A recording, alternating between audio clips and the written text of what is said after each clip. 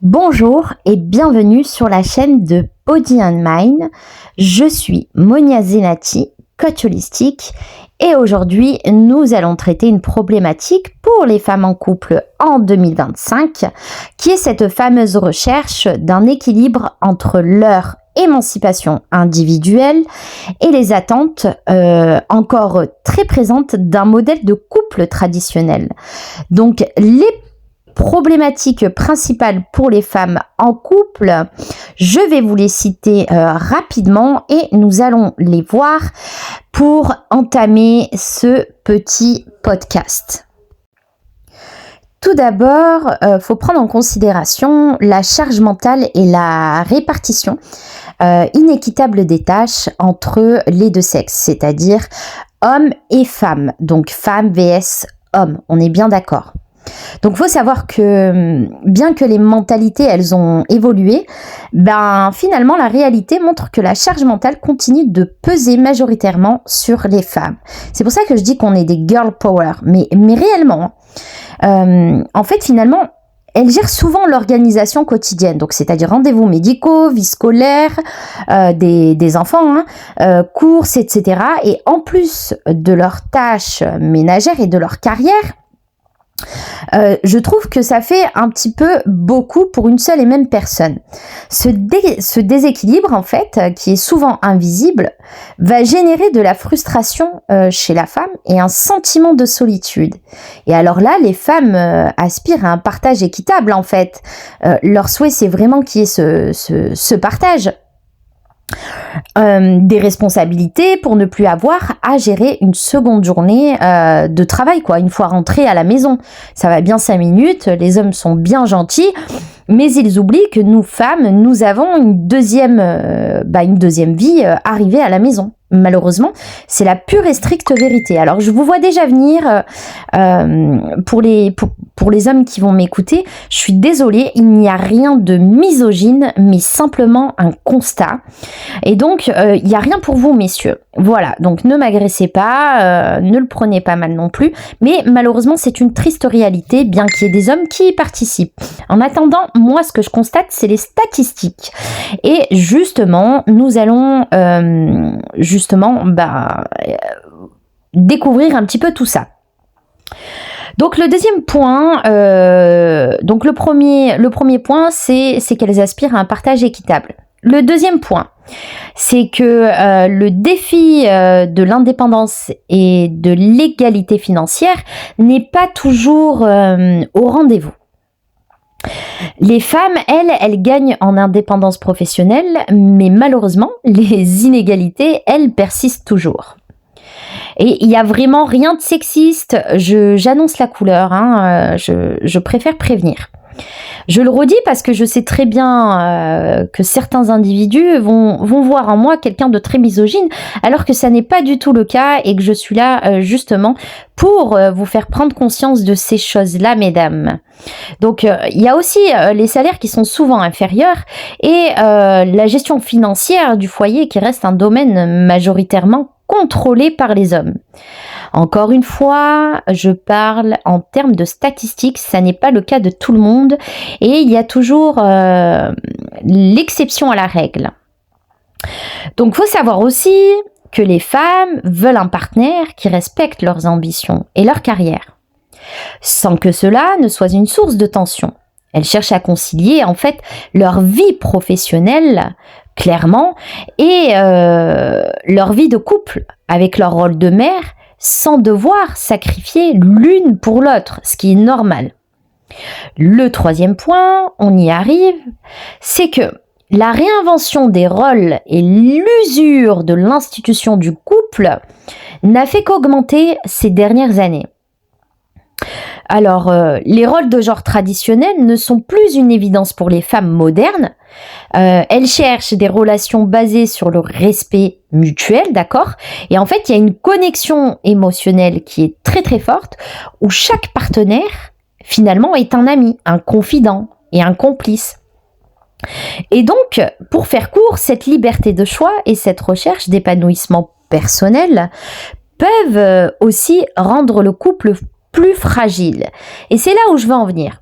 En fait, le manque de communication, les attentes non exprimées et la difficulté à négocier de nouvelles frontières peuvent créer des tensions et dans les cas extrêmes mener à des violences domestiques. Et vous le savez bien, il y a à peu près une femme sur deux qui meurt tous les jours sous les coups de la violence d'un homme. Mais je sais encore une fois, je préfère le stipuler, il y a aussi des femmes qui frappent. Oui, oui, mesdames, ne soyez pas surprises, c'est le cas.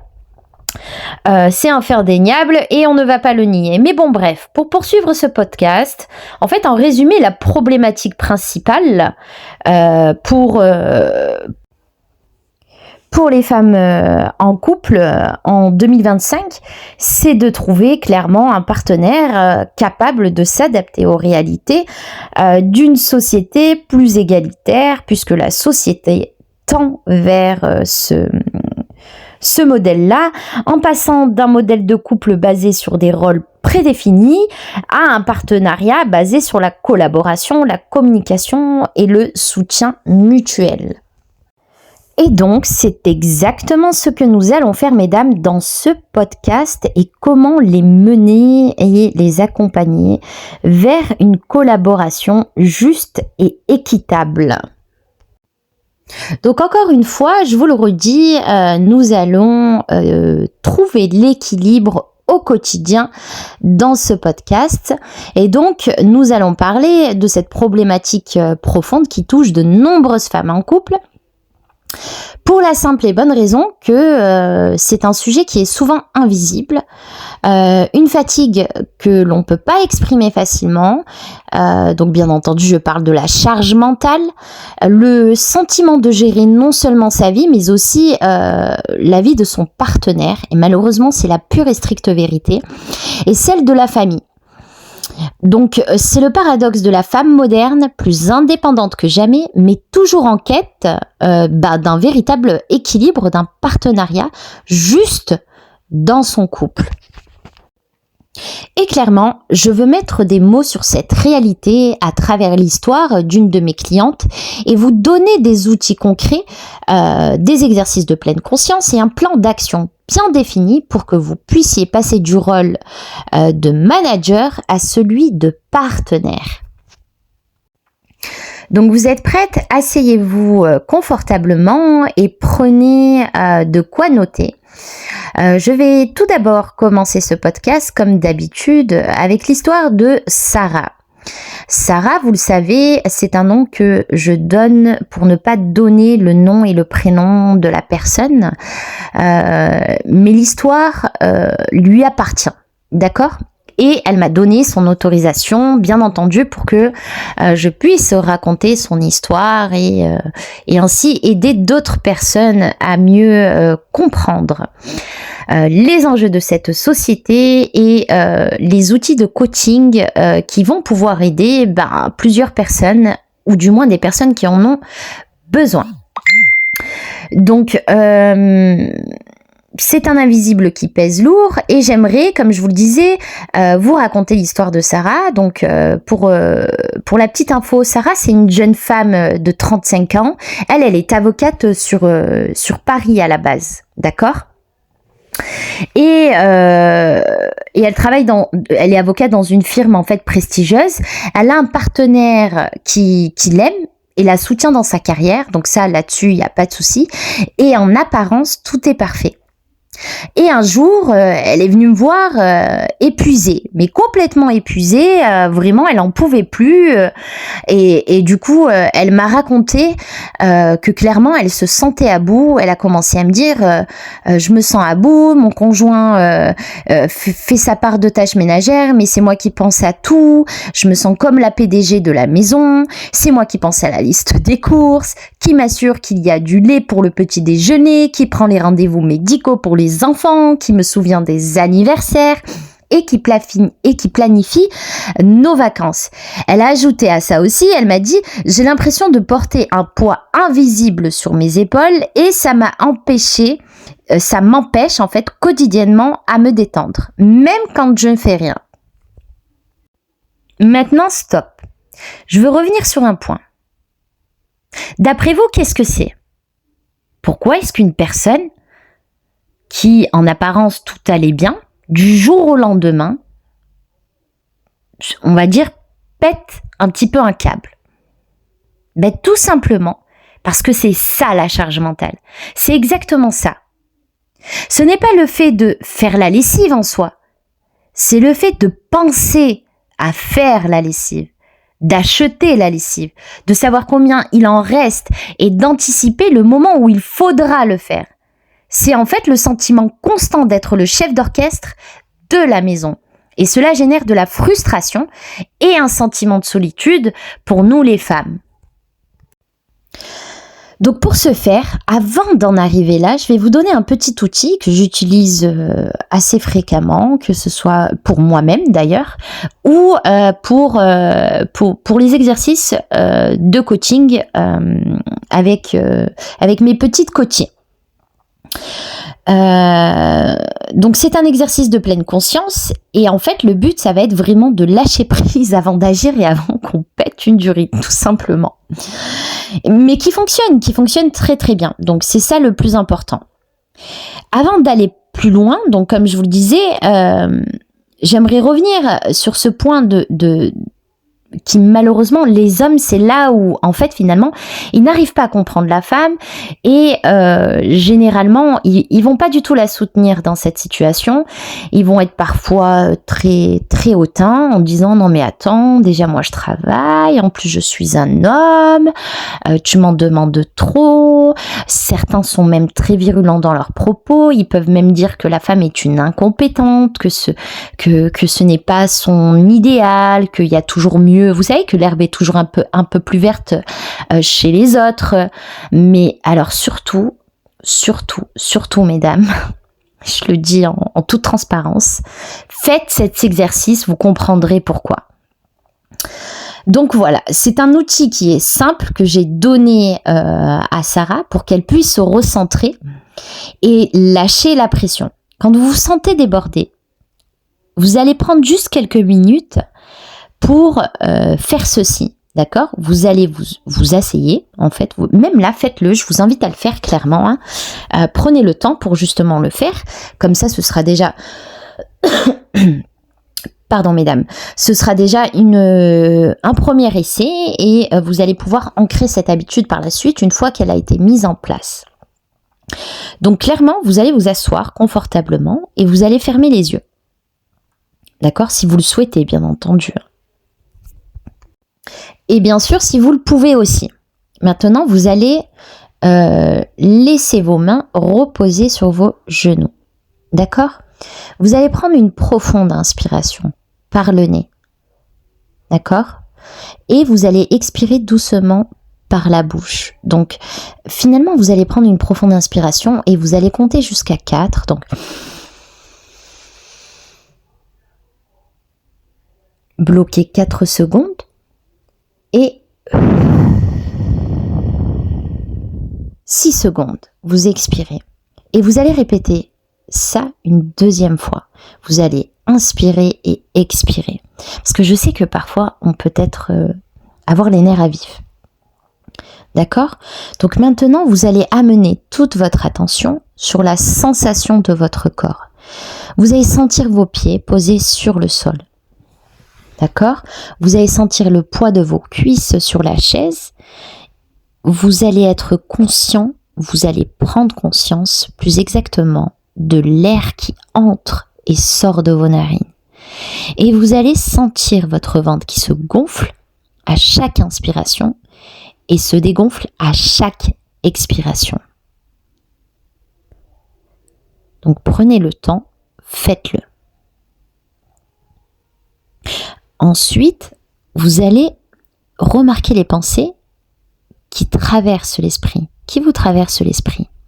mais sans vous y attacher. Vous allez les laisser passer comme des nuages. D'accord? Vous n'avez pas à réagir. Vous n'avez qu'à les observer. Et maintenant, je vous invite à imaginer cette charge mentale. Visualisez-la. Je veux que vous la visualisez. Donc cette charge mentale, vous allez la visualiser. Prenez quelques secondes et toutes les ondes négatives, tout ce que vous subissez au quotidien, vous allez le visualiser. C'est fait, ne lâchez surtout pas cette visualisation. Ce poids invisible sur vos épaules que vous avez là, vous allez l'extraire de vous. D'accord ? Et à chaque expiration, vous allez imaginer que vous relâchez un peu de ce poids qui se dissout dans l'air et hop, ça s'évapore. Vous allez le laisser partir. Vous allez inspirer la légèreté et expirer la charge. D'accord ? Quand vous êtes prête, que vous avez terminé, vous ouvrez les yeux doucement. Et ce court exercice vous aide à vous reconnecter à vous-même et à créer un espace pour réagir de manière consciente, au lieu d'agir sous la pression. Donc, fin de l'exercice, je vais vous parler maintenant du troisième point, qui est justement le plan d'action. Ha ha ha. Qu'est-ce que je vais vous dire de mettre en place, mesdames ? Alors, le plan d'action, il va falloir l'appliquer parce que il se fait en 3 étapes et l'objectif réel, c'est vraiment un véritable partenariat, d'accord ?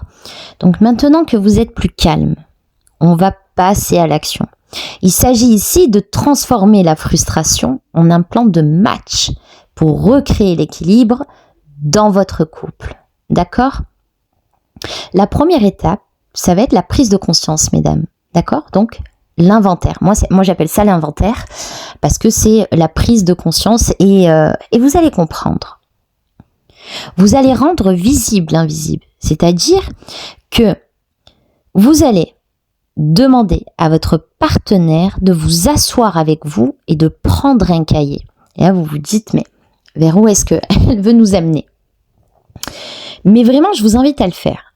Ensemble, une fois que c'est fait, ensemble, vous allez faire la liste de toutes les tâches, et je dis bien de toutes les tâches, 3 fois, et responsabilité de la maison. D'accord ? Et alors là, je parle pas seulement des tâches ménagères, hein. Je parle également aussi des tâches mentales. D'accord ? La gestion des assurances, les anniversaires, les vacances, le suivi des factures, tout. Et quand je dis tout, c'est tout. C'est vraiment une étape cruciale pour que votre partenaire réalise réellement l'étendue de la charge que vous portez sur vos épaules. D'accord ? Donc ça, c'était le premier point. C'était l'étape numéro 1. La deuxième étape, déjà quand il va voir ça, je pense qu'il va y avoir une énorme prise de conscience. Parce qu'ils ne s'en rendent pas compte en fait. Ils sont dans la routine, dans ci, dans ça. Et en fait, le partenaire, généralement, qui est plutôt acteur et non spectateur, bah forcément, c'est plutôt lui qui subit un petit peu les désaccords et cette charge en fait, cette charge. D'accord ?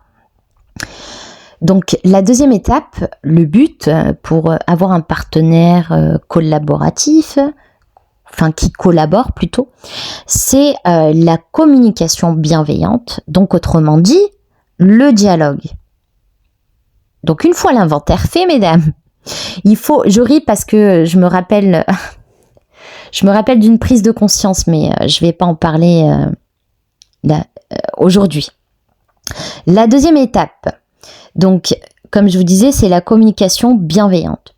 Une fois que l'inventaire est fait, il faut en parler sans reproche. Et alors là, je vais vous donner une petite astuce, les filles, que nous on fait, que j'ai eu fait pendant de très longues années, et je comprenais pas pourquoi ça allait de suite au clash, de suite au conflit, et finalement, en fait, j'ai compris qu'en reformulant de façon différente, eh bien, l'homme était plus plus à même d'entendre, de comprendre et surtout d'accepter. Donc c'était une victoire, quoi. Je me disais, ok, ça marche sur tous les fronts, ça marche à tous les coups. Il y a un truc qu'on fait tout le temps, sans cesse, c'est de dire tu au lieu de dire je. Puisque la vérité, c'est nous qui ressentons ça. Et en fait, pour ressentir, mais l'homme en général est comme ça, plus les femmes, hein, mais l'homme en général est comme ça, et plus les femmes, comme je disais. Donc, vous allez utiliser des phrases en je, d'accord ? Parlez pour vous. Parlez pour vous et parlez pas de ces actes. Parlez pour vous, les filles. Arrêtez de blâmer. Parlez pour vous et dites « Je me sens dépassée par toutes ces responsabilités. J'ai besoin de ton aide pour que l'on soit une véritable équipe. » Évitez les « tu » accusateurs. Tu ne fais jamais rien. Tu ne me comprends pas. Tu es un bon à rien. Et j'en passe. Tu. Et nous, là-dedans, on est vraiment les bestes. Et en plus, on peut être très piquante parfois et aller piquer dans l'ego de l'homme pour avoir une réaction et une prise de conscience. Mais en fait, ça n'est pas la bonne méthode. Vous comprenez, les filles ? Là, ce que vous faites, c'est juste attirer le conflit. D'accord ? Donc, avec les tu accusateurs, vous n'allez pas lui transmettre le message que vous voulez. Ok ? Donc vous allez exprimer plutôt votre besoin et pas votre frustration, même si on aimerait se défouler sur lui. Mais c'est pas du tout ce qu'il faut faire, d'accord ? Votre but réellement, là, quand on est en couple, le but c'est quoi ? Clairement, quand on est en couple, c'est de s'épanouir à deux. C'est le but ultime, c'est quand même mieux. Ou alors, dans ce cas de figure, on se sépare. Et clairement, ça a plus de sens, on est d'accord. Donc, le but ici est de créer un dialogue et non un conflit. Et en vous positionnant par « je me sens dépassé »,« je suis fatigué »,« je n'y arrive plus »,« j'ai besoin de ton aide », d'accord ? Là, il va se passer quelque chose. Faites le test et revenez vers moi. Ensuite, l'étape numéro 3, ça va être la redéfinition des rôles, d'accord ? Alors la redéfinition des rôles, les filles n'en demandez pas trop, ce sont des hommes, il faut pas non plus que ça aille dans l'excès. Attention, je dis pas que y a des hommes qui cuisinent pas, qui ne font pas le ménage, qui ne sont pas conciliants, etc. Là, je parle vraiment dans une problématique de charge mentale où la femme rencontre cette situation. D'accord ?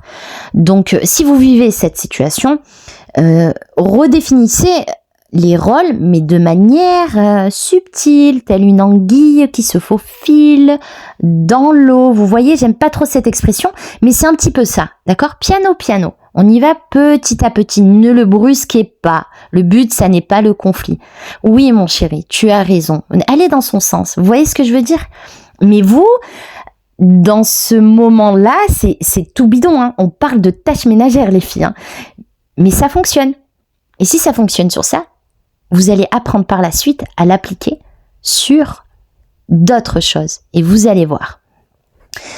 Donc, pour en revenir à nos moutons, la redéfinition des rôles, elle va se faire petit à petit, comme je vous le disais. Et donc, rappelez-vous, votre but, c'est de créer un dialogue et pas un conflit.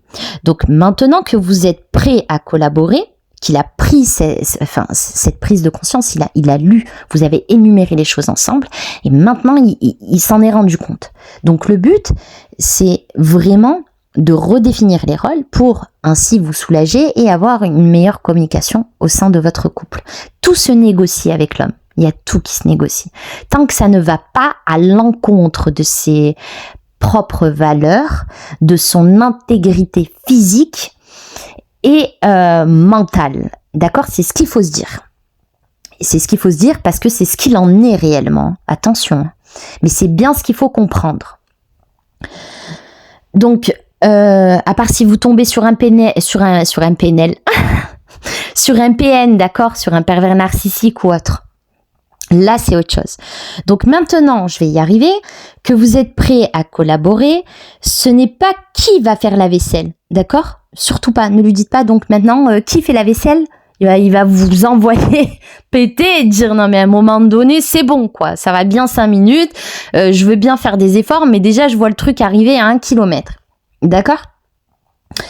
Mais plutôt, qui sera responsable de la gestion des repas cette semaine? D'accord, par exemple, cette semaine, vous organisez des jours parce que forcément, vous travaillez aussi. Donc, il n'y a pas de raison que vous ne soyez pas un partenariat équitable et pour l'un et pour l'autre. Vous en sortirez de toute façon gagnant-gagnant les deux et vous pourrez vous retrouver et profiter pleinement, que ce soit des moments en famille, des sorties, mais pas que, même pour vous, pour votre bien-être, pensez à vous, lui qui puisse aussi souffler parce que voilà, il a aussi ses besoins d'homme, vous comprenez, et il ne faut surtout pas le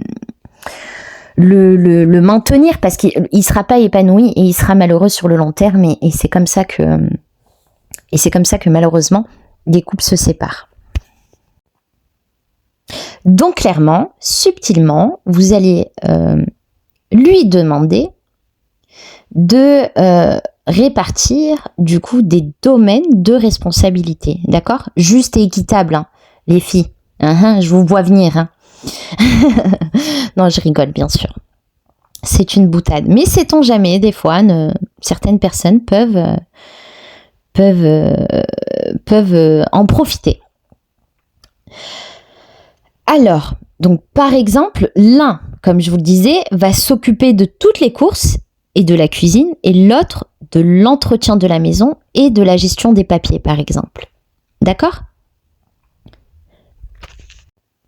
Donc l'objectif est de trouver un système qui vous convient à tous les deux.